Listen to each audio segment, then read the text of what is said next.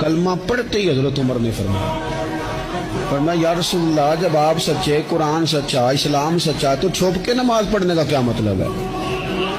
فرمایا ابھی تعداد ہی کوئی نہیں، 40 تو مسلمان ہیں۔ عرض کی حضور مہربانی کریں نا، آپ صرف اجازت دیں۔ 20 لوگوں کی صفیں بنا دی گئیں، ایک صف کے آگے حضرت عمر ہیں، ایک صف کے آگے حضرت امیر حمزہ ہیں۔ جناب عمر کہنے لگے چونکہ آپ اللہ کے رسول ہیں تو لہذا نماز بھی آج اللہ کے گھر میں پڑھی جائے گی۔ تو حضرت عمر بیت اللہ شریف کے بیچ کھڑے ہو کے نعرہ لگاتے ہیں، فرماتے ہیں میں عمر ہوں، تم مجھے بھی جانتے ہو، میرے باپ کو بھی جانتے ہو، تم میرا قبیلہ بھی جانتے ہو، میں نے پڑھ لیا ہے محبوب کا کلمہ۔ اب جس نے بچے یتیم کرانے ہو اور اپنی بیوی بیوہ کرانی ہو وہ آئے اور مجھے روکے۔ یہ محبوب اللہ کے ہیں اور گھر بھی اللہ کا ہے، تو نماز بھی آج اللہ کے گھر میں پڑھی جائے گی۔